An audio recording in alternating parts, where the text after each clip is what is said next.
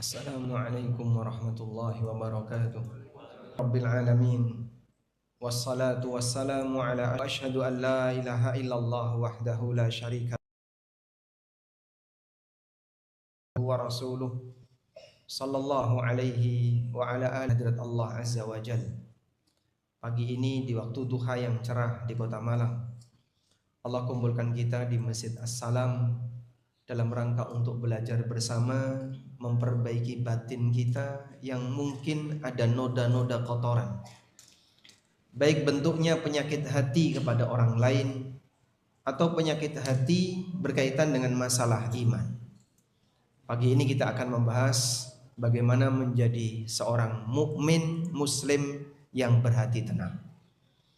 Salawat dan salam semoga selalu tercurah untuk junjungan kita Nabi Agung Muhammad sallallahu alaihi wasallam atas perjuangan besar beliau dalam mendidik umat sehingga kita bisa mengenali indahnya ajaran syariat Islam. Kami berikan satu adab berkaitan dengan masalah talabul ilmi. Ketika sudah berada di majelis ilmu, mendekat ke narasumber, insya Allah akan lebih besar nilai pahalanya. Dan berusaha untuk memuliakan majelis ilmu dengan bersikap tawadhu, berusaha untuk fokus. Sebagai bentuk kita menyadari di tempat ini ada makhluk mulia yang tidak kelihatan.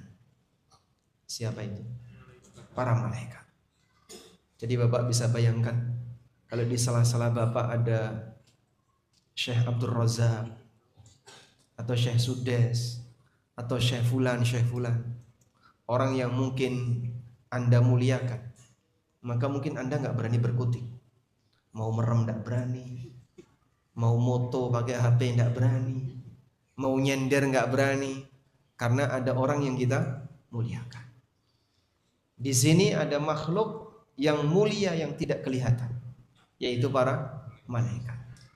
Maka muliakanlah majelis ilmu, karena di majelis ini kata Nabi sallallahu alaihi wasallam, wa haffathumul malaika, para malaikat mengelilingi mereka. Rasulullah sallallahu alaihi wasallam menyebutkan dalam hadis riwayat Muslim, inna fil jannati mi'ata darajatin a'addaha Allahu lil mujahidina fi sabili. Allah punya 100 derajat yang Allah sediakan di surga, dan itu Allah berikan kepada para mujahidin di jalannya. Ma baina darajatain kama baina samai wal ard. Jarak antara 2 derajat, antara 1 derajat dengan derajat di atasnya, itu seperti langit dan bumi. Bagaimana cara Allah dalam memberikan balasan kepada amal hamba itu detail sekali. Sehingga sama-sama punya amal jihad, tapi ada perbedaan sedikit, dikasih pahala yang lebih. Sehingga ketika Allah Subhanahu wa taala menilai amal kita, Allah menilai dengan sangat detail, teliti, rinci. Yang kecil-kecil dinilai. Sama punya amalan jihad fi sabilillah, tapi Allah sediakan 100 tingkatan. Menunjukkan bagaimana detailnya Allah Subhanahu wa taala dalam memberikan balasan kepada hamba. Kita sekarang kumpul di waktu yang sama, di tempat yang sama, kegiatannya sama, pahala kita mungkin akan berbeda. Tergantung dari apa, Pak? Semua faktor yang mendukung keseriusan seorang hamba ketika dia sedang beribadah. Yang datang lebih awal dengan yang datang belakangan tentu berbeda. Yang datang kemudian dia mendekat tentu berbeda dengan yang datang lalu nyender. Yang nyatet tentu beda dengan yang cuman udu kuping. Gimana cuma modal telinga saja. Antara yang serius dengan yang ngantuk tentu berbeda. Allah Subhanahu wa taala memberikan pahala yang demikian rinci kepada hambanya karena dia zat yang khabirun bima ta'malun, maha detail, mengetahui dengan detail apapun yang kalian kerjakan. Coba yang datang di sini sebelum jam 8 angkat tangan. Sebelum jam 1. Ada lagi? Jam berapa tadi? Tepat jam 8. Tepat jam 8. 2. Ada lagi? 3, 4, 5. Baik. Yang datang sebelum jam 8 kita kasih hadiah. Jam berapa tadi datang? Jam 8 kurang 10. Ada lagi?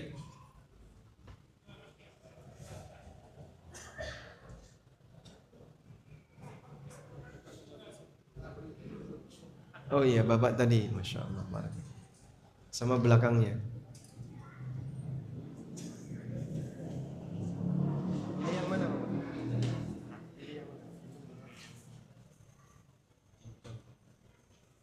Ini 2 belakang. Tadi saya sampai sini sebelum jam 8. Jadi saya tahu beberapa orang, cuman ada 4 atau 5 waktu saya datang, kemudian baru datang beberapa yang lainnya. Semoga yang datang jauh sebelum kajian dimulai, mudah-mudahan dapat pahala yang lebih banyak. Tayyib.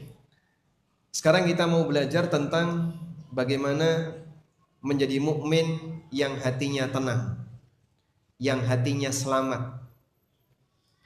Belajar memperbaiki batin salah satu di antara tema penting yang selayaknya kita jadikan sebagai tema dalam kajian khusus. Ini yang disebut oleh para ulama dengan bab ar-raqaiq. Bab ar-raqaiq. Babur raqaiq, bab tentang ar-raqaiq, ini membahas tentang bagaimana mengendalikan batin agar hati itu bisa lebih gampang untuk khusyuk, bisa lebih mudah untuk menerima kebenaran, agar hati itu bisa lebih bebas dari penyakit-penyakit dengki, benci, hasad, dan seluruh turunannya. Dan ada 2 metode yang digunakan oleh para ulama dalam masalah ini. Metode yang pertama adalah dengan menyebutkan berbagai macam dalil tentang bagaimana cara mengubah batin. Metode yang kedua dengan menceritakan kisah orang-orang saleh masa silam yang secara lahiriah menunjukkan mereka adalah orang-orang yang punya batin yang baik. Dan insya Allah kita nanti lebih dominan menggunakan metode yang pertama. Beberapa ulama sampai menulis buku khusus tentang masalah ini. Di antara buku yang cukup terkenal adalah buku yang ditulis oleh Syekh Ahmad Farid, Dr. Ahmad Farid, dengan judul Tazkiyatun Nufus. Bagaimana menyucikan batin. Karena kita tahu bahwa hati ini terkadang punya noda. Dan noda yang ada dalam hati bisa bentuknya disebabkan karena perbuatan maksiat yang ada pada hamba, atau yang kedua adalah karena penyimpangan yang ada di dalam hatinya. Dia punya akidah yang menyimpang, atau punya sifat-sifat buruk yang melekat pada dirinya, sehingga kita perlu untuk membersihkannya, dan tahap awal adalah dengan mempelajarinya. Semoga dimudahkan oleh Allah Subhanahu wa taala, dan semoga Allah Subhanahu wa taala memberikan manfaat bagi saya pribadi dan Bapak Ibu sekalian dalam kajian pagi ini. Baik, agar lebih maksimal, di sebelah kiri saya itu banyak yang kosong. Enaknya gimana? Kasih jalan ya. Kasih jalan yang dekat tabir, agar yang berada di luar kalau mau ke sebelah utara, sebelah kiri saya, bisa mengakses. Atau mungkin geser dulu. Barakallahu fiikum. Baik, Bapak Ibu yang dimuliakan Allah Subhanahu wa taala, kita awali terlebih dahulu dengan menjelaskan apa yang dimaksud dengan hati yang tenang. Yang dimaksud dengan hati yang tenang atau hati yang salim adalah hati yang kosong dari noda syirik dan kosong dari sifat buruk terhadap sesama hamba.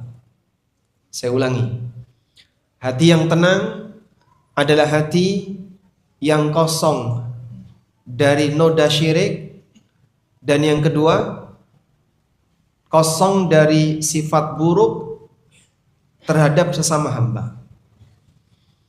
Sifat buruk terhadap sesama hamba yang tersimpan dalam hati, contohnya benci, kemudian hasad, suudzon, kemudian apa lagi? Suka emosi sama orang, dan seterusnya.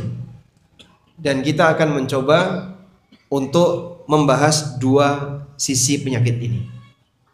Yang pertama adalah tentang penyakit kesyirikan.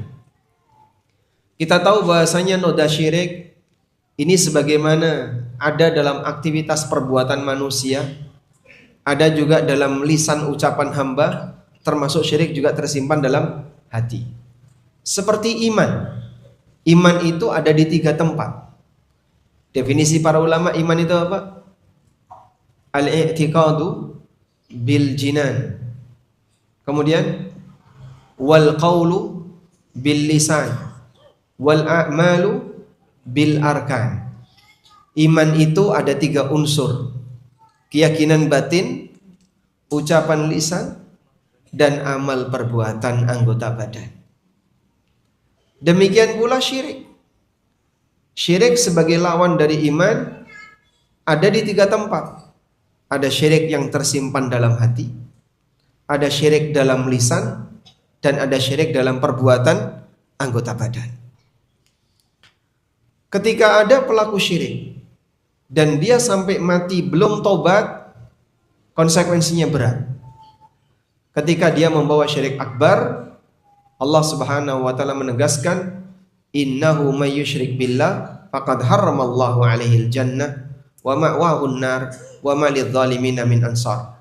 Siapa yang berbuat syirik kepada Allah, maka Allah haramkan dia untuk masuk surga dan tempatnya di neraka.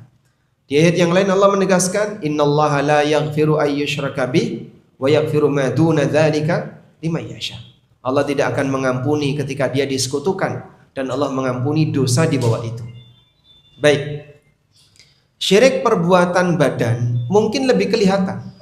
Syirik lisan lebih kelihatan. Tapi ada syirik batin yang terkadang tidak disadari oleh manusia. Apa bentuk syirik batin itu, Pak? Ketika seseorang dia mengagungkan selain Allah, atau dia punya bentuk tawakal kepada selain Allah, atau dia punya keyakinan kesyirikan yang itu sampai dia bawa mati. Dan di masyarakat kita seperti ini cukup banyak. Apalagi mohon maaf ya, kita tinggal di sebuah daerah yang sudah punya budaya dan tradisi. Terkadang budaya dan tradisi itu mempengaruhi suasana batin hamba, sehingga dia berkeyakinan dilatar belakangi oleh budaya. Contohnya apa, Pak? Banyak sekali model keyakinan-keyakinan sial yang ada di tengah masyarakat kita. Ada namanya hari sial, ada namanya bulan. Dia punya keyakinan tertentu, dan itu berangkat dari tanya, kok Bapak ngerti kalau ini hari sial?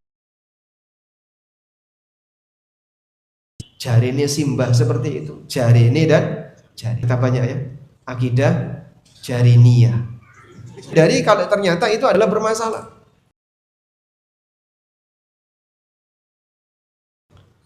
Para sahabat sudah, karena mereka diwarnai oleh budaya. Nabi Sallallahu Alaihi Wasallam menjelaskan tentang tiarah, keyakinan sial karena sebab tertentu. Tiarah itu syirik, diulangi 3 kali.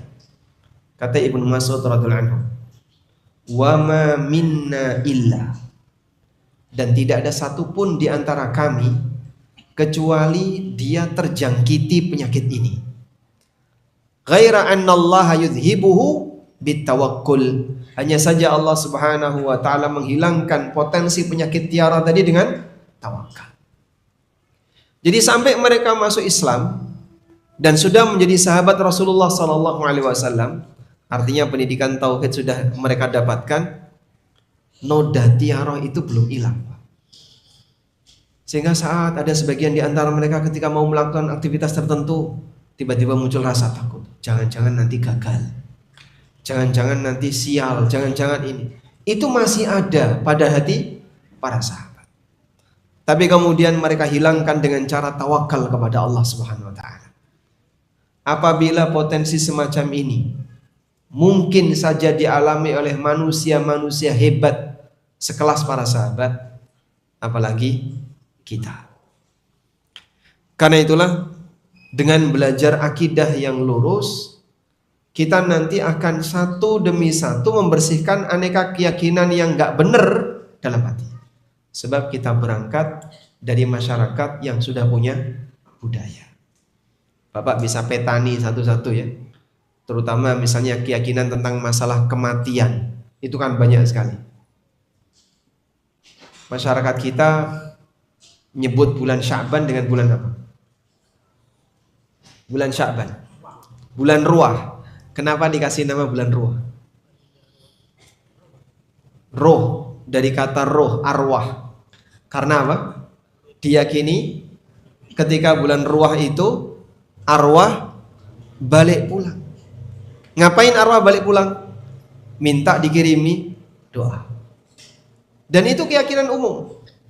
Di Jawa Tengah banyak sekali sampai mereka mengadakan acara namanya ruahan, dalam rangka untuk ngirim doa kepada para leluhur yang telah meninggal.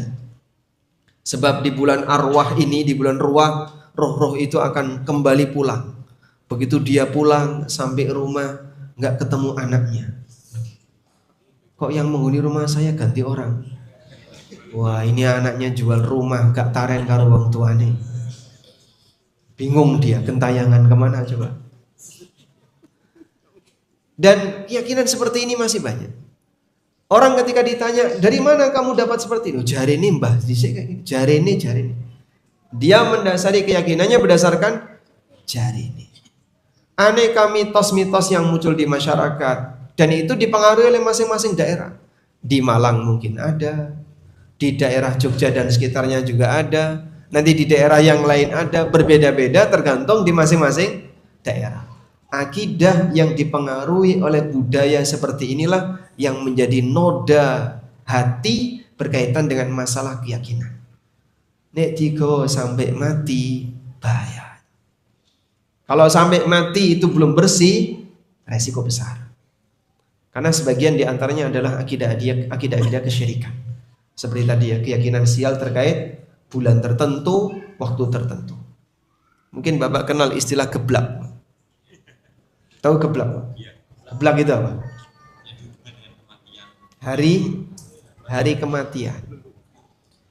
Sehingga kadang ada orang yang dia anti dengan hari geblak. Sabtu Kliwon geblake simbah A, Ahad Paing geblake simbah B, Sabtu Legi geblake simbah C. Keluarga besar pas mati kalau nggak Sabtu Ahad, Pak. Mau ngadain acara Sabtu Ahad bingung, Pak.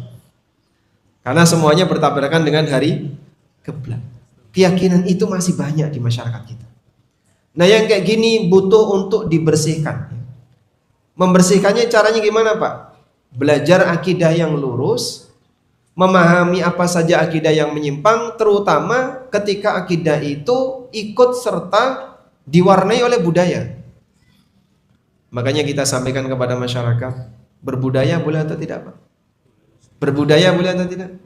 Boleh, tapi tidak boleh jadikan budaya sebagai agama. Kapan budaya itu menjadi agama? Ketika budaya dijadikan sebagai referensi akidah. Orang punya keyakinan karena latar belakang budaya. Anda sampaikan kepada masyarakat di sekitar. Sebisa yang Anda jangkau, mungkin dari keluarga. Kalau masih ada keyakinan-keyakinan mitos, akidah itu tidak boleh berangkat dari budaya, tidak boleh berangkat dari katanya, tapi harus punya landasan dan sumber yang jelas, yaitu wahyu. Karena keyakinan kita hanya boleh diwarnai oleh wahyu. Baik, ini bagian yang pertama. Maka untuk membersihkan hati kita dari akidah yang menyimpang, dari keyakinan-keyakinan kesyirikan, kata kuncinya satu, buka diri Anda untuk mau mempelajari akidah yang lurus. Yang terkadang sebagian orang masih keberatan untuk mau melakukan seperti itu karena mereka menganggap bahwasanya akidah yang lurus itu menakutkan. Padahal sejatinya akidah yang lurus itu menenangkan.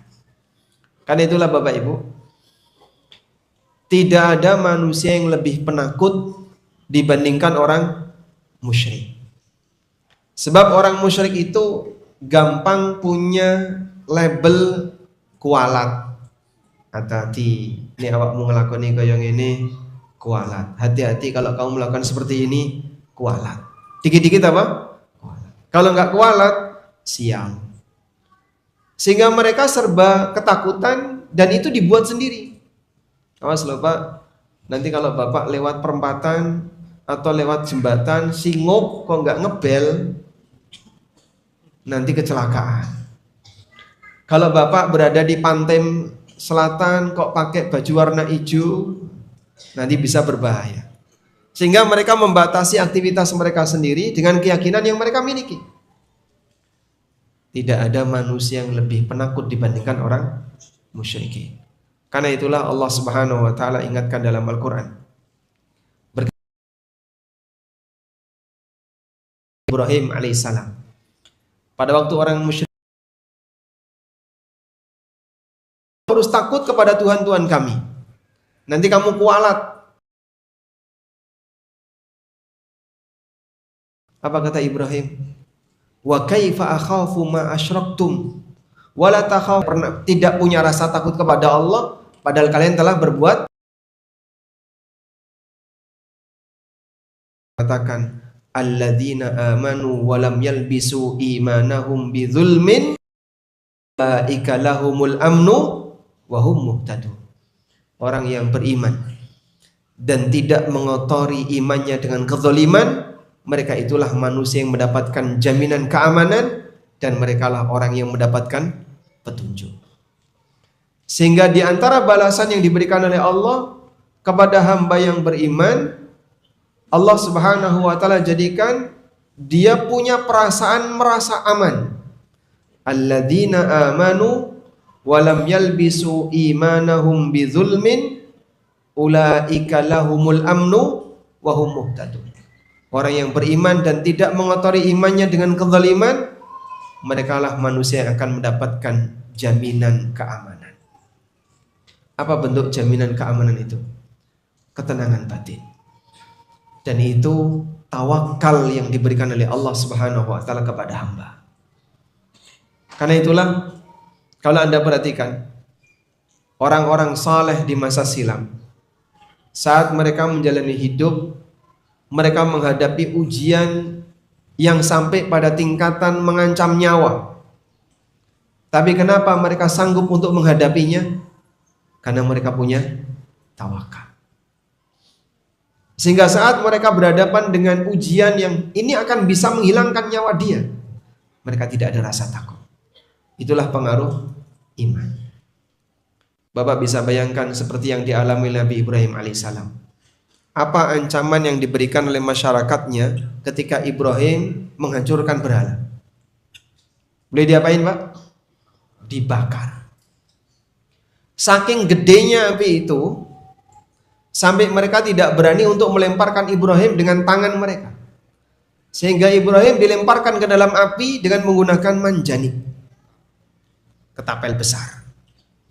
Di posisi Ibrahim seperti ini, datang Jibril alaihissalam menawarkan pertolongan. Jibril mengatakan, "Ya Ibrahim, alaka minnil haja." Wahai Ibrahim, kau butuh apa denganku? Bisa nggak Ibrahim minta kepada Jibril, Jibril padamkan api itu dan hancurkan kampung ini? Mudah bagi Jibril untuk menghabisinya. Tapi subhanallah, tawakal yang luar biasa yang ada pada hati seorang Ibrahim saat ditawali oleh Jibril. Apa jawab Ibrahim? Ibrahim mengatakan, "Amma ilaika fala." Kalau kepadamu aku nggak butuh. Idzan fad'u rabbak. Kemudian Jibril mengatakan, kalau begitu silakan kau berdoa kepada Allah.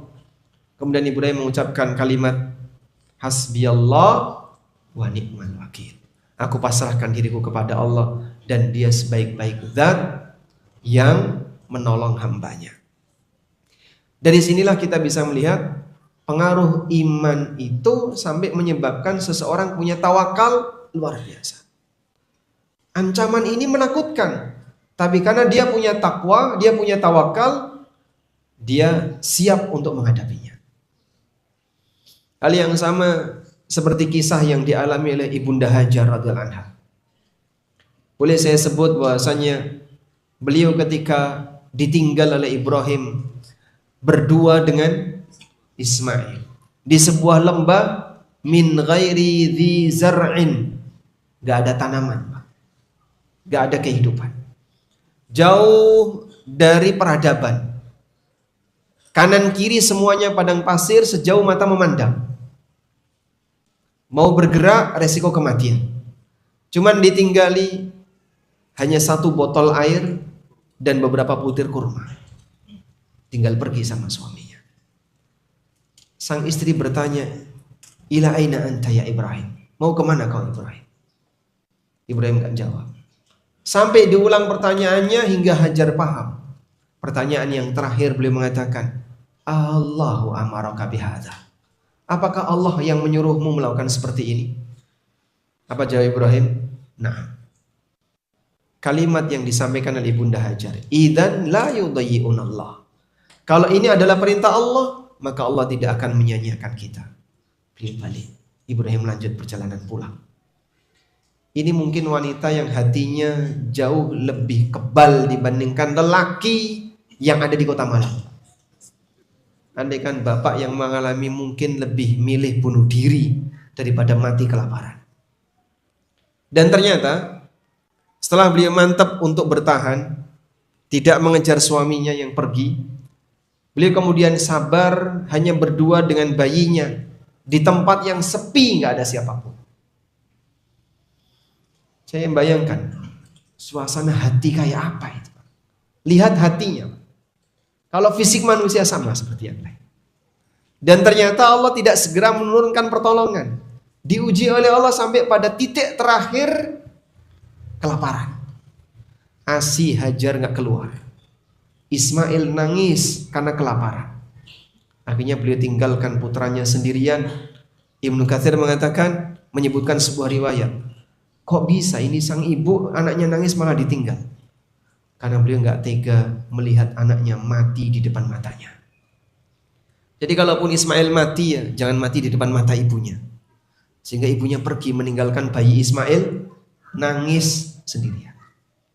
Pergi mencoba untuk mencari sumber kehidupan, naik sofa, turun, naik lagi ke Marwah, sampai seperti orang sa'i berapa kali? 7 kali. Sehingga bukan sekali naik, 2 kali naik, kemudian datang malaikat. Sampai 7 kali baru Allah Subhanahu wa taala mengutus malaikat. Kemudian Allah Subhanahu wa taala berikan sebuah karunia besar, yaitu dengan adanya Zam-Zam. Anda menikmati sampai sekarang. Sehingga jasa besar beliau berawal dari kesabaran manusia. Allah Subhanahu wa taala berikan anugerah yang besar bagi mereka. Dan pelajaran yang bisa kita lihat di sini adalah betapa hamba itu akan memiliki rasa tawakal yang tinggi, sehingga hatinya lebih siap untuk menghadapi resiko kehidupan disebabkan karena dia punya keyakinan dan hati yang iman. Makanya beda Pak, orang menghadapi musibah di posisi dia kenal agama dengan yang tidak kenal agama. Wanita ditinggal mati suaminya dan dia punya pemahaman agama yang benar, secara umum lebih tabah dibandingkan wanita yang tidak punya pemahaman agama. Maka mungkin mereka melakukan ratapan terhadap mayit, sampai ketika nangis gulung-gulung, jambak-jambak rambut, ada yang sampai gundul rambut seperti kebiasaan orang jahiliyah. Dia menyobek bajunya karena dia nggak punya iman. Tapi bagi mereka yang punya iman, maka mereka akan lebih siap untuk menghadapi tantangan kehidupan. Karena itu di antara cara untuk menguatkan batin bagi mereka yang ingin hijrah adalah dengan menguatkan akidah. Apa yang ditakutkan orang ketika mau hijrah? Khawatir masalah sumber pendapatan, Apalagi Pak? Ketakutan kehilangan pekerjaan, ketakutan nanti makan apa, ketakutan. Untuk menghilangkan ketakutan itu, caranya gimana? Kuatkan hati. Hati yang kuat dan dia bisa lebih bertawakal, nanti dia akan lebih siap untuk meninggalkan yang terlarang, walaupun mungkin ada ancaman yang menakutkan di depannya. Baik. Selanjutnya kita beralih ke scene yang kedua. Kita mau belajar memperbaiki batin dari penyakit yang ini merugikan orang lain.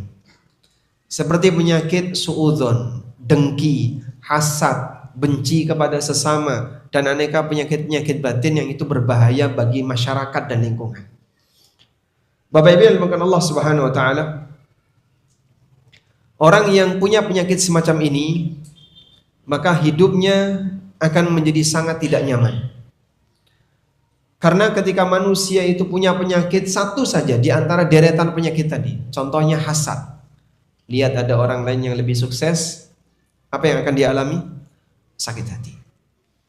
Orang punya penyakit suudzon, suka suudzon kepada orang lain. Interaksi sedikit dengan orang lain yang mungkin gak cocok, nanti akan muncul apa? Sejuta prasangka yang gak jelas. Dan seterusnya. Karena itu seorang muslim diajarkan, perbaiki hatimu agar kau terbebas dari ikatan penyakit yang justru itu akan menyusahkan hidupmu. Saya awali dari hadis Abdullah bin Amr ibn As radhiyallahu anhu. Beliau pernah bertanya, "Ya Rasulullah, ayyun nasi afdal?" Ya Rasulullah, manusia seperti apakah yang paling mulia, yang paling afdal? Qala, jawab Nabi SAW, kullu mahmumil qalbi saduqil lisan. Semua orang yang mahmumul qalbi, yang hatinya mahmum, saduqul lisan, dan kalau ngomong, dia ngomong yang jujur, ngomong yang benar. Qalu, maka para sahabat mengatakan, saduqul lisan na'rifuhu. Kamu udah kenal, kami udah ngerti apa yang dimaksud dengan saduqul lisan, orang yang ngomongnya benar. Fama mahmumul qalbi, lalu apa yang dimaksud dengan orang yang hatinya mahmum? Qala, Nabi SAW kemudian mengatakan, yang dimaksud dengan orang yang hatinya mahmum, at-taqiyyu, an-naqiyyu, la isma fihi, wala baghya, wala ghilla, wala hasad. Manusia yang mahmumul qalbi, yang hatinya mahmum, hati yang bersih adalah at-taqiyyun naqi, orang yang bertakwa, yang membersihkan dirinya dari dosa. La itsma fihi, dia tidak suka berbuat dosa. Wala baghya, tidak punya kebencian kepada orang lain. Wala ghilla, tidak punya dengki dengan orang lain. Wala hasad, dan tidak punya perasaan iri, hasad kepada orang lain. Disebut oleh Nabi SAW dengan apa? Manusia yang paling afdal.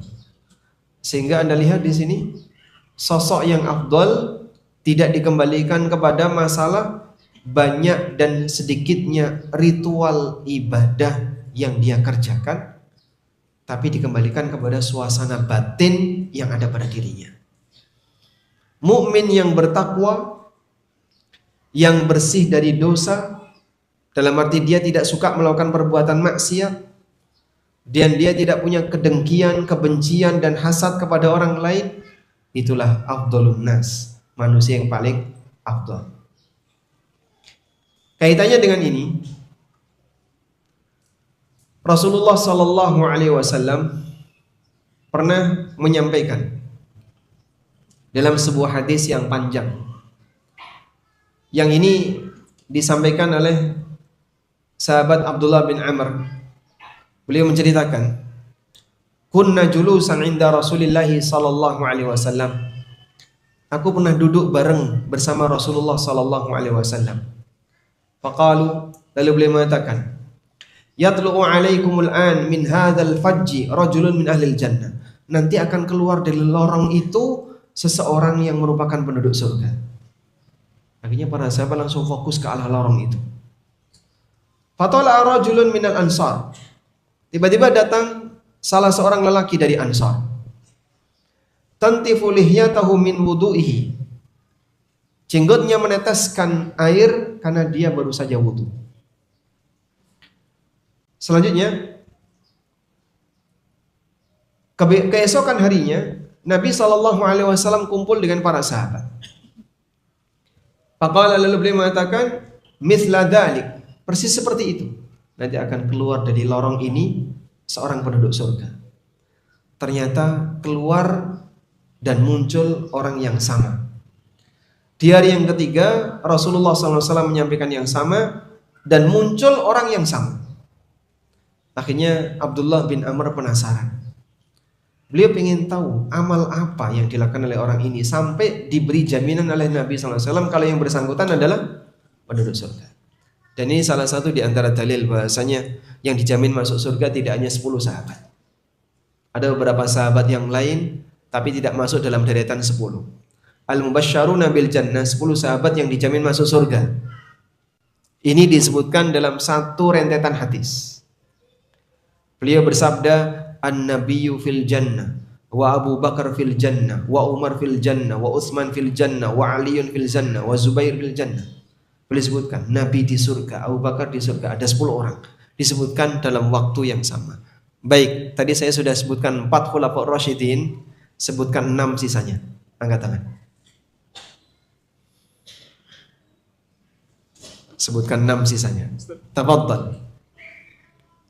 Zubair bin Awam. Terus? Cuman 1. Nah. Zubair bin Awam. Yang mau jawab yang mana ini? Baik, coba saya tunjuk ulang ya. Bapak karena paling senior. 1. 6 ya. 4 tadi Abdurrahman bin Auf. Siapa? Sa'ad bin Abi Waqqas.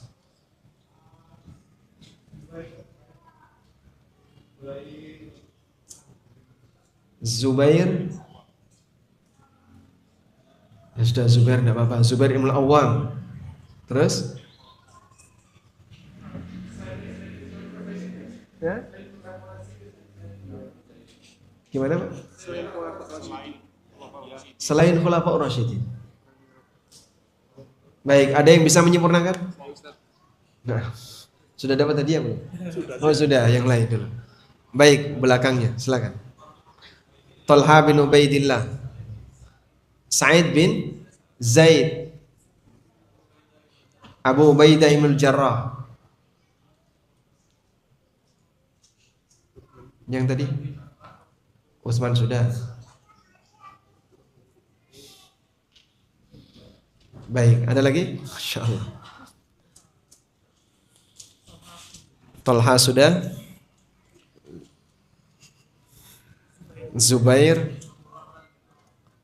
Abdurrahman, Sa'ad bin Abi Waqqas, Sa'id bin Zaid, Abu Ubaidah Ibnul Jarrah. Masya Allah, dapat ini. Jadi yang 10 ini disebutkan dalam satu deret hadis, makanya dikhususkan. Tapi selain itu masih banyak, seperti Bilal bin Abi Rabah. Kemudian ada wanita yang pernah tinggal di Masjid Nabawi, yang tukang bersih-bersih lalu meninggal. Kemudian juga ada wanita yang pernah minta obat dari Rasulullah SAW, kemudian beliau kasih pilihan untuk bertahan sakit sampai mati, termasuk sahabat ini. Dikatakan Nabi SAW akan muncul dari lorong ini penduduk surga. Ternyata 3 hari berturut-turut orangnya sama. Akhirnya Abdullah bin Amr penasaran, sehingga beliau minta izin untuk nginep di rumah orang ini. Lalu ketika beliau nginep di rumah orang ini selama 3 hari, beliau memperhatikan. Kata Abdullah bin Amr, falam yarahu yakum minal laili syai'an ghaira annahu idza ta'arra minal lail wa taqallaba ala firashihi dzakarallah. Orang ini tidak qiyamul lail, tidak tahajud. Cuman ketika beliau ngelilir, beliau langsung zikir. wa kabbara, dan beliau bertakbir. Begitu ngelilir, zikir, baca Allahu Akbar. Hatta yaquma li salatil fajri, sampai beliau salat subuh. Sehingga ketika masuk subuh, beliau berangkat ke masjid, salat subuh berjamaah. Diperhatikan seperti itu selama 3 hari. Kok aktivitas di malam harinya sama? Disinilah kita dapat bukti bahasanya belum tentu orang yang hatinya bersih itu punya amal ritual yang rajin sebagaimana yang lain. Orang ini amal ritualnya biasa saja. Dan Abdullah bin Zubair juga mengatakan dia tidak berpuasa sunnah selama beliau tinggal di sana. Akhirnya ketika beliau mau pamitan, kata Abdullah bin Zubair, wakitu ahtakiru amala, hampir saja aku meremehkan amalnya. Qultu, maka aku bertanya, ya Abdullah, innahu lam yakun baini wa baina walidi ghadab. Sebenarnya aku tidak punya masalah sehingga aku pengen nginep di rumahmu. Aku tidak punya masalah dengan orang tuaku. Wala hajrun, aku juga tidak diboikot oleh orang tuaku. Tapi aku mendengar Rasulullah sallallahu alaihi wasallam selama 3 hari berturut-turut beliau bersabda, akan muncul dari lorong ini seorang penduduk surga. Dan ternyata itu adalah kamu. Falam araka ta'malu katsira amalin, dan aku lihat kamu bukan orang yang rajin beramal. Famal ladzi balagha bika ma qala Rasulullah sallallahu alaihi wasallam. Lalu apa yang bisa mengantarkan kamu sehingga kau bisa mendapatkan janji seperti yang disabdakan Rasulullah sallallahu alaihi wasallam? Kemudian orang ini mengatakan, ma huwa illa ma ra'ait. Seperti yang kau lihat. Seperti yang kau lihat. Fansaraftu anhu, lalu aku pun pulang. Begitu aku sudah pergi, da'ani, tiba-tiba orang itu memanggilku. Faqala, lalu beliau mengatakan, ghaira anni la ajidu fi nafsi ala ahadin minal muslimina ghishan wala ahsuduhu ala khairin a'tahu Allahu iyyah. Jadi begini jamaah, begini Abdullah. Aku tidak punya kebencian sedikit pun terhadap siapapun muslim, dan aku tidak punya keinginan untuk merugikan siapapun muslim, dan aku tidak punya rasa hasad kepada siapapun yang diberi kebaikan oleh Allah Ta'ala. Lalu apa kata Abdullah bin Amr? Fahadhil lati balagat bika wahyal lati la tuta. Inilah yang mengantarkan kamu bisa mendapatkan derajat itu, dan amal inilah yang tidak semua orang mampu melakukannya. Baik. Jadi di posisi ketika dia ternyata amalan lahiriahnya biasa saja, menyimpan amal batin yang itu lebih sulit untuk ditiru. Kebayang nggak Pak? Setiap kali sebelum tidur dia kemudian menyatakan, siapapun yang mungkin merugikan aku, siapapun yang menghina diriku, mencaci maki diriku, ngerasani gibah tentang aku halalkan semuanya. Tidak ada keinginan untuk balas dendam, tidak ada keinginan untuk benci kepada mereka, sehingga dia dalam keadaan plong, tidak ada rasa apapun kepada sesama muslim. Enggak semua orang bisa seperti itu. Amal ini mengantarkan hamba menuju surga. Dan ini berat. Dan inilah salah satu di antara amalan yang dilakukan oleh 3 orang yang mereka tidak bisa ikut perang Tabuk disebabkan karena dia nggak punya bekal dan nggak punya kendaraan. Datang kepada Rasulullah Sallallahu Alaihi Wasallam dan mereka minta agar Nabi SAW bisa menyediakan kendaraan. Qul tala ajidu ma ahmilukum. Lalu Nabi SAW mengatakan, aku tidak punya kendaraan yang bisa dipakai untuk tunggangan kalian. Tawallaw a'yunuhum tafidu minad dam'. Lalu mereka pulang sementara mereka nangis. Melakukan amal saleh, berjihad bersama Rasulullah sallallahu alaihi wasallam. Aku tidak bisa menyusul yang berjuang bersama Nabi sallallahu alaihi wasallam. Selain satu, ya Allah, aku ingin yang pernah mencaci maki, menghina, yang meleceh. aku lepaskan semuanya. Itu mungkin bagi sebagian orang, kalau dia ajak untuk seperti itu, oh enggak bisa. Ini kehormatanku. Ini harga diriku. Berapa harganya, Pak? Jadi dia akan pingin punya balas dendam. Kalau bisa balas minimal yang sama. Nggak bisa, nggak aku maafin. Ini harga diri saya. Ini kehormatan saya. Justru ketika kau memaafkan dan kau tidak menuntut balas, itulah amal saleh yang statusnya sedekah kehormatan. Dan sedekah kehormatan ini dulu pernah dilakukan oleh sahabat yang mulia Ulbah radhiyallahu anha, disebabkan karena beliau merasa tidak mampu menyusul amal orang-orang yang mereka berangkat jihad. Anda punya amal jihad atau tidak? Punya amal jihad nggak? Ada yang punya amal jihad, Pak? Kita tidak punya amal jihad. Apalagi jihadnya para sahabat yang mendampingi Rasulullah Sallallahu Alaihi Wasallam. Lalu peluang apa yang bisa kita lakukan untuk bisa seperti itu? Salah satunya seperti yang dilakukan oleh sahabat ini, sedekah kehormatan. Sudah demikian, itu pun kadang kita masih merasa hebat, merasa lebih tinggi, sehingga ada orang lain yang mungkin menyakiti diri kita sedikit, kita nggak terima. Pokoknya gimana caranya bisa balas. Sesekali waktu Anda perlu melepas. Sudahlah, nggak perlu ada keinginan untuk balas. Lepaskan itu. Kau tidak lebih mulia daripada Ulbah, yang dulu tidak bisa menyusul para sahabat berangkat jihad, sehingga sampai digantikan dengan cara sedekah kehormatan. Karena secara umum manusia punya sifat pelit, sehingga terkadang, mohon maaf ya, ibu-ibu misalnya punya masalah dengan temannya. Ketika kumpul sama temannya, pulang dia ketemu suaminya, cerita atau dipendam? Biasanya istri bapak cerita atau dipendam? Hah? Cerita. Kenapa dia cerita? Hah? Dia meluapkan emosinya. Dia pengen berbagi kesedihan. Jangan aku doang yang sedih, bapak juga ikut sedih. Maka kesedihan yang dia dapatkan di luar, dia ceritakan ke suaminya. Sebagai seorang suami yang cinta kepada istrinya, ikut emosi gak? Ikut emosi. Maka dia menularkan emosi itu ke suaminya.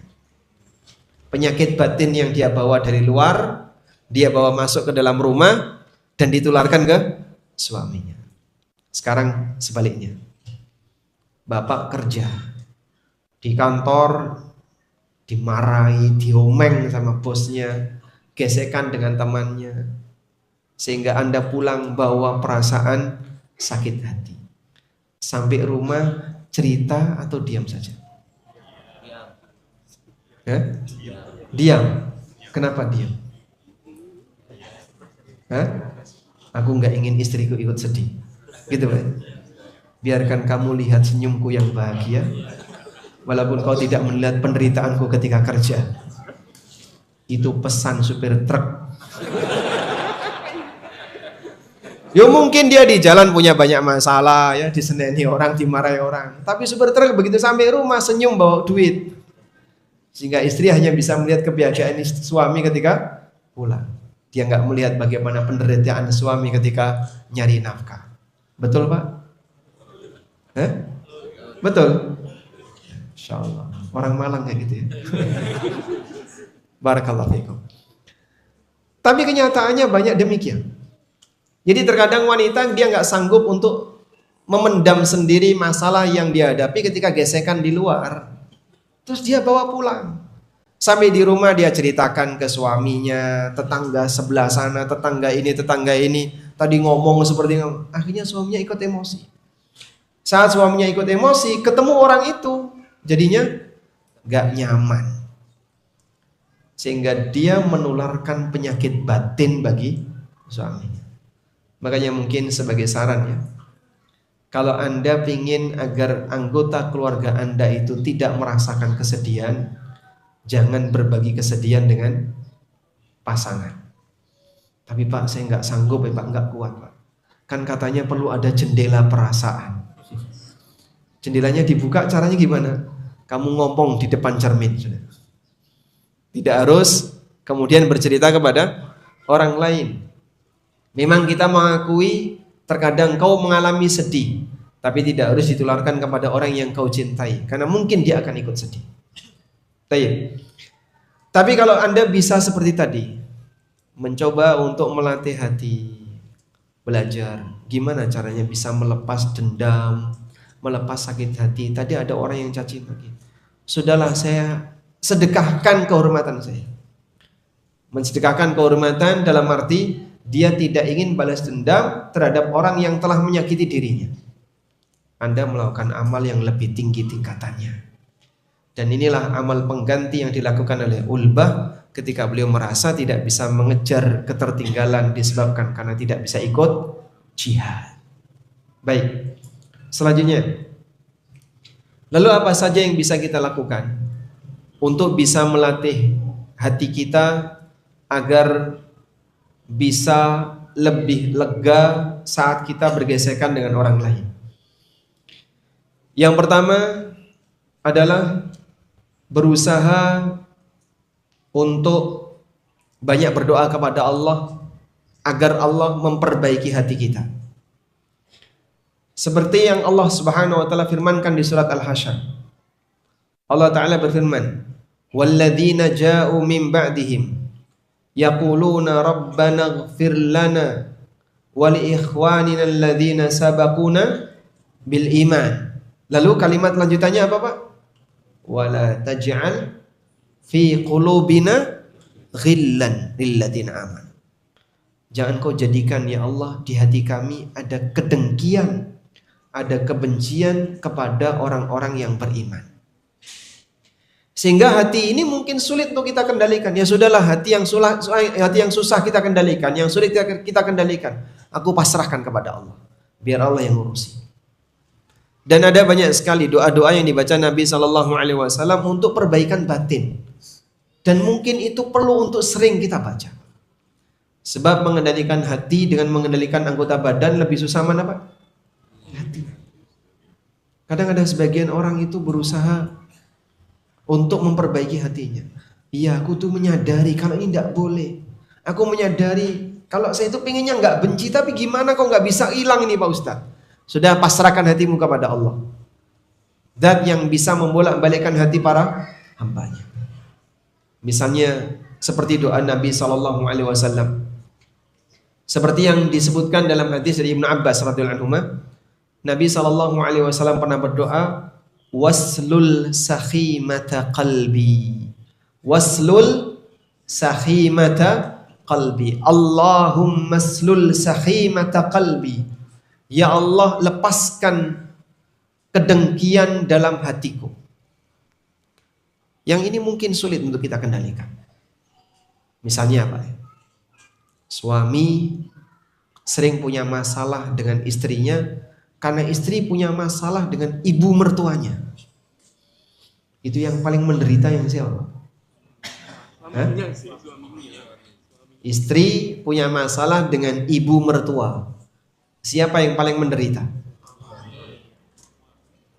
A. Suami, B. Ibu mertua, C. Istri. Suami. Kenapa? Dilema mau ngapain? Mau membela istri atau nyari istri lagi?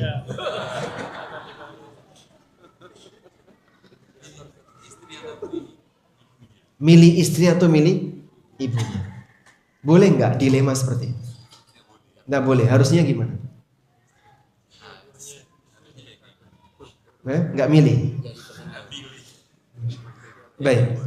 Sehingga mungkin suami dalam hal ini stres. Aku juga bingung, Pak Ustaz.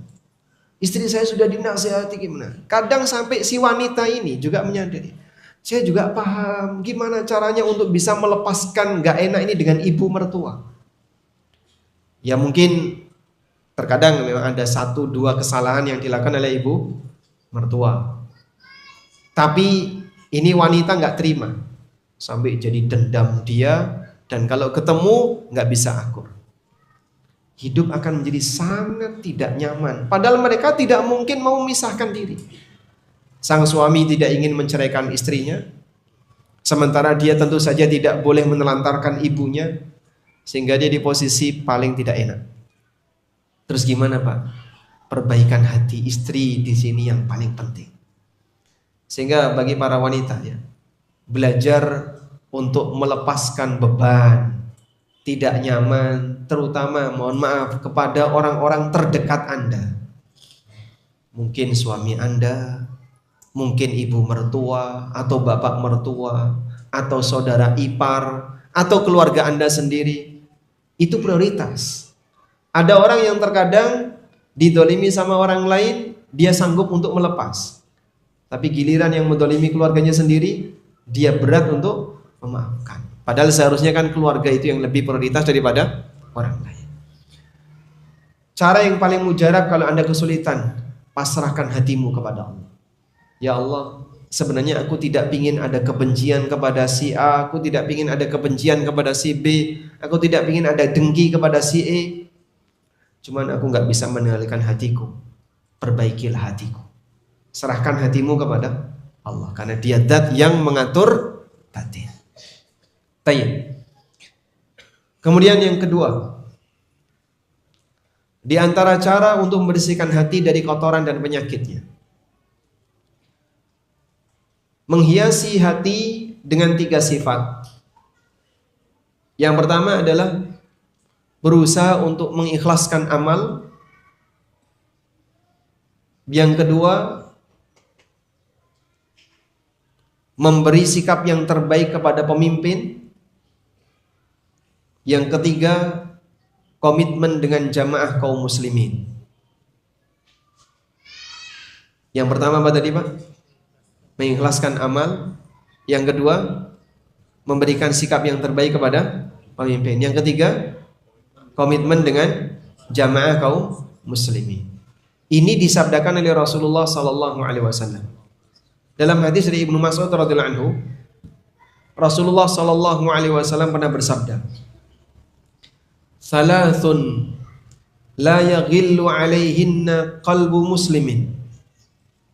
Ada 3 amalan yang jika dilakukan berarti di hati orang muslim itu tidak ada ghil, tidak ada kedengkian.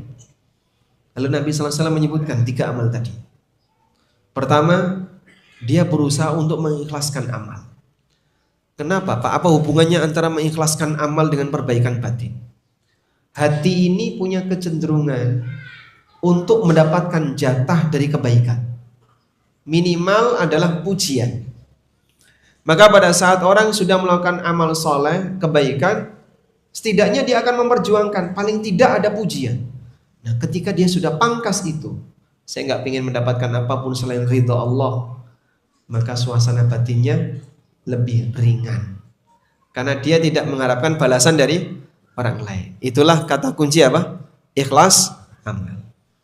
Yang kedua, munasahatu a'immatil muslimin. Memberi sikap yang terbaik bagi pemimpin kaum muslimin. Orang terkadang tidak terima dengan keberadaan orang lain yang merasa lebih tinggi daripada dirinya. Terutama pemimpin dalam urusan dunia. Misalnya Pak ya, Pak RT, Pak RW, kepala duku, dan seterusnya ke atas. Sehingga saat dia dinasihati, hormati pemimpin kamu. Oh kok enak, dia kan sama saya sama-sama manusia. Ngapain aku harus menghormati dia? Karena ada kedengkian tadi. Maka memperjuangkan anti dengki, salah satunya adalah ya sudahlah, kalau memang ada orang yang ditunjuk oleh Allah jadi pemimpin, ada orang yang ditakdirkan oleh Allah jadi pemimpin, aku tidak berharap untuk jadi seperti dia. Aku lepaskan kedengkianku pada dia. Akhirnya dia berusaha untuk memberikan sikap yang terbaik kepada orang yang berada di atas, walaupun mungkin dia harus ada di bawah. Yang ketiga apa tadi? Komitmen dengan jamaah kaum muslimin. Komitmen dengan jamaah kaum muslimin, dia berusaha untuk menjaga persatuan dengan cara tidak menimbulkan masalah di tengah masyarakat, walaupun mungkin ada orang yang lebih sukses di kalangan masyarakat daripada dirinya, tapi dia tetap menjaga komitmen itu. Dengan melakukan 3 ini, kata Rasulullah SAW, la yaghillu alaihinna qalbu muslim, hati seorang hamba muslim tidak akan punya kedengkian dalam hatinya. Baik, kita beralih yang ketiga. Ridha dengan takdir Allah. Sebab dia yakin, dia tahu, kalaupun ada orang yang lebih berhasil daripada dirinya, ada orang yang lebih sukses dibandingkan dia, dan dia kemudian ridha dengan semua takdir Allah itu, akan hilang segala bentuk hasad. Maka Nabi SAW menyarankan, dalam urusan dunia kita hendaknya melihat kemana? Melihat ke arah bawah. Apa tujuannya beliau nyuruh kita melihat ke arah bawah? Apa tujuannya kalau dalam urusan dunia kita melihat ke bawah? Agar bersyukur. Ada jawaban yang lain kan? Kalau Anda jawab agar bisa bersyukur, saya nilai salah. Rasulullah SAW apa jawabannya? Agar lebih bersyukur dengan nikmat, sama dia. Agar rendah hati. Sama jawabannya. Agar lebih bisa qanaah. Kita lihat hadisnya. Beliau bersabda, "Unduru ila man huwa asfala minkum, wa la tanduru ila man fawqakum, fa huwa ajdaru alla tazdaru ni'matallahi 'alaikum." Lihatlah kepada orang yang lebih bawah daripada kamu. Jangan lihat kepada yang lebih atas. Fa huwa ajdaru alla tazdaru ni'matallahi 'alaikum. Karena ini lebih layak agar kau tidak meremehkan nikmat Allah yang Allah berikan kepadamu. Respon manusia terhadap nikmat itu ada 3. 1, syukur, ini respon yang terbaik. Yang paling rendah, meremehkan. Ada pertengahan, hambar.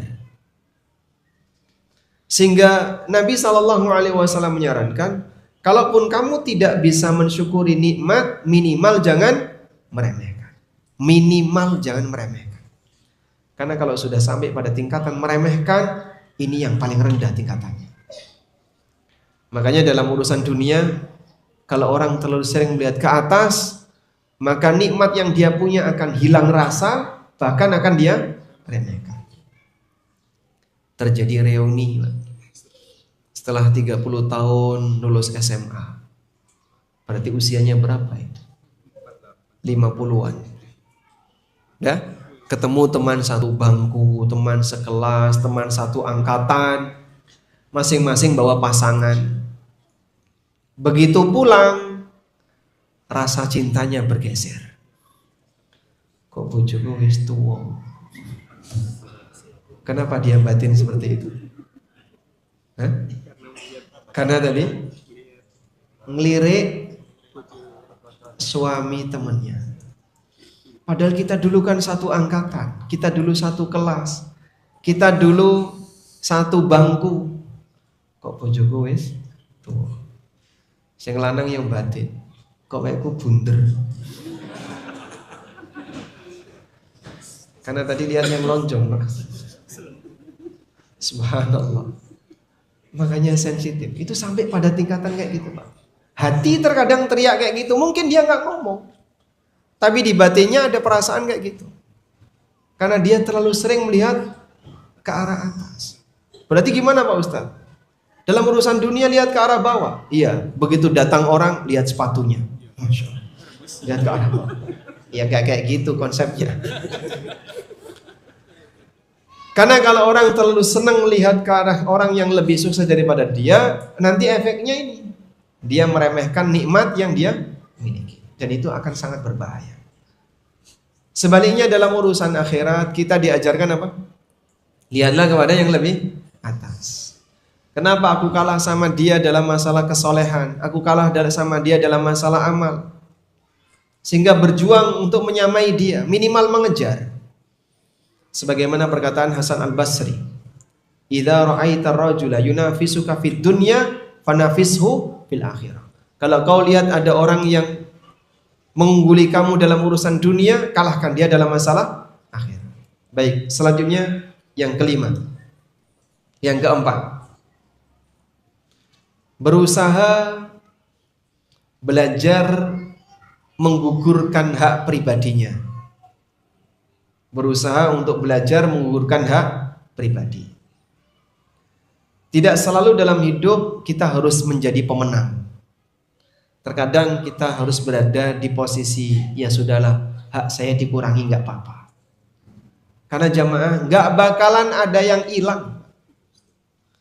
Anda ketika menggugurkan hak tidak akan pernah ada yang hilang.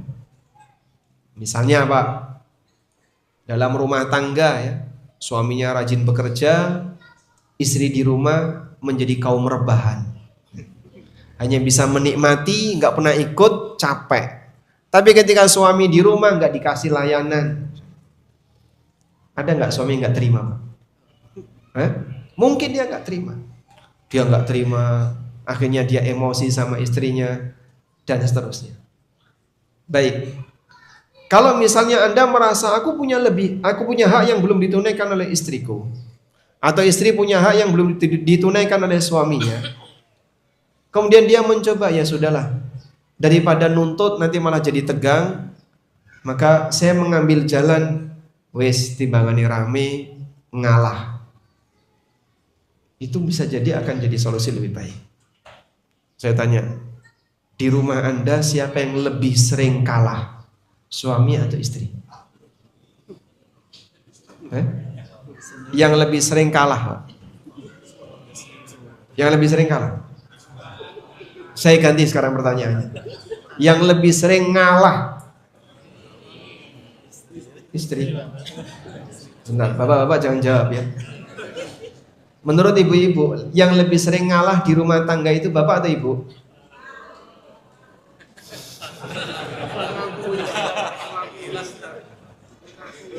Terjadi khilaf. Ada sebuah perkataan yang disampaikan oleh Ibnu Abbas radhiyallahu anhu. Abdullah bin Abbas radhiyallahu anhu ketika beliau menjelaskan tentang bagaimana hak suami istri. Suami yang disebut oleh Allah sebagai qawwamuna 'alan nisa, yang ngurusi istrinya. Seharusnya dia mengedepankan prinsip ngalah dengan istrinya. Ya namanya orang sebagai posisi yang bertanggung jawab, dia harus lebih siap untuk berkorban, dia ngalah. Kata Ibnu Abbas, ma uhibbu an astawfiya haqqi minha. Aku tidak ingin untuk meminta dan menuntut hakku dari istriku. Suami punya tanggung jawab, punya kewajiban, dan dia juga punya hak. Istri juga punya kewajiban dan punya hak. Kalaupun misalnya, ini setingkat Ibnu Abbas ya, yang tidak mungkin bisa kita bandingkan dengan manusia zaman sekarang. Kalau misalnya sang suami sudah memenuhi kewajibannya, tapi haknya tidak ditunaikan oleh istrinya, apa kata Ibnu Abbas? Ma uhibbu an astawfiya haqqi minha. Aku nggak pingin untuk nuntut. Ya sudahlah, kalau istriku nggak ngasih nggak apa-apa. Sehingga mungkin ada jengkel sama istrinya karena tidak ditunaikan haknya. Ibnu Abbas mencoba untuk mengambil prinsip ngalah. Karena hak istri dipenuhi, ketika istri nggak memenuhi haknya, maka itu menjadi tanggung jawab dia. Dan suami tidak perlu nuntut ke sana. Masya Allah. Ibu-ibu langsung bahagia ini. Nanti kita terapkan di rumah Pak Ustadz. Dicatat ya, keterangan siapa tadi? Ibnu Abbas. Bapak tidak lebih mulia daripada Ibnu Abbas. Nek kowe ra iso ngalah, saya tunjukkan dalilnya. Tayyib. Ini contoh bagaimana belajar ngalah dalam rumah tangga. Juga yang sama pada waktu bapak ibu misalnya berinteraksi dengan orang lain. Ada satu hal yang mungkin perlu kita jadikan sebagai prinsip agar kita lebih tenang hati kita. Saat kita berkendara, mungkin kita pernah mendolimi orang lain. Ngelakson nggak bener, bikin kaget orang, nyalip bikin kaget orang, mungkin nyiprat ketika pas hujan. Ya. Pada satu kondisi tertentu Bapak mengalami yang sama. Pas naik motor kecipratan. Atau ketika Anda naik kendaraan dikelakson orang dari belakang Anda kaget. Atau Anda disalib dan Anda kaget. Pernah mengalami begitu? Sehingga di jalan ini terkadang terjadi kezaliman tanpa sadar, Pak. Kezaliman tanpa sadar itulah antara satu orang dengan orang yang lain pernah mendolimi dan pernah didolimi. Kami sarankan, kalau mungkin Anda pernah didolimi, kecipratan, kaget karena diklakson, kira-kira pengen balas gak, Pak? Hah? Pengen balas gak? Pengen? Ngejar? Atau dibiarin saja? Dibiarin kan karena gak ngejar ya? Oh, gak bisa saya kejar, ngebut dia. Baik, mungkin Anda sakit hati. Sakit hati. Pengen balas, barangkali ada keinginan untuk mau balas. Nah, tapi saat Bapak menyadari, kayaknya aku pernah kayak gitu kepada orang lain. Semoga ini jadi kafarah untuk yang itu. Semoga yang ini jadi kafarah untuk yang itu. Dengan demikian, Anda bisa menghapus dosa kezaliman Anda kepada orang lain dengan cara ketika didolimi, memaafkan. Yang mendolimi siapa, yang didolimi siapa kan campur kalau jalan. Gak jelas. Tapi mungkin saya pernah melakukan kesalahan itu dan saya belum minta maaf kepada orangnya. Anda ngelakson kaget kan tidak kemudian berhenti terus minta maaf salaman. Tapi langsung bablas. Anda lewat dibecek kemudian nyiprat, gak terus turun minta maaf. Tapi langsung pergi. Nah, di saat Bapak Ibu kemudian mengalami kezaliman yang sama dan Anda memaafkan, semoga jadi kafarah untuk kemarin dosa yang pernah kita lakukan. Selanjutnya yang terakhir, hindari suudzon. Selalu berusaha untuk husnudzon kepada sesama. Perjuangan untuk husnudzon adalah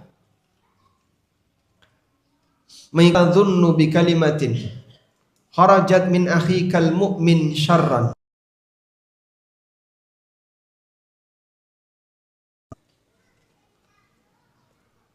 Ketika kau mendengarkan ucapan yang gak enak dari sesama saudaramu mukmin, maka di sana akan ada hikmah besar, intinya kebaikan pada saat kau berusaha untuk melepaskannya. Jadi misalnya dengar satu kalimat tiba-tiba mengundang suudzon dari diri kita. Umar mengatakan, pasti di balik ini ada hikmah, kebaikan bagi kamu. Sehingga tidak perlu diperbesar suudzon itu karena justru akan mengganggu perasaan. Makanya terkadang kita tidak perlu terlalu kepo dengan apa kata orang. Setiap ketemu orang ditanya, kamu kemarin ikut rapat RT enggak? Iya. Bahas aku enggak? Nah, terus ada enggak yang ngerenengi aku? Mungkin ada yang ngerasani aku, yang nyinggung tentang aku. Nanti kalau terlalu kepo seperti ini malah dia bikin enggak nyaman. Sudahlah Pak, lepaskan saja. Tidak perlu harus suudzon kepada siapapun. Semua orang bagi Anda adalah kawan. Wallahu ta'ala alam. Baik, mungkin itu yang bisa kita sampaikan. Karena tadi dari panitia ditanya sampai 10.45, sekarang 10.49. Semoga apa yang kita bahas ini bermanfaat. Wassallallahu ala nabiyyina Muhammadin wa ala alihi wa sahbihi wa sallam.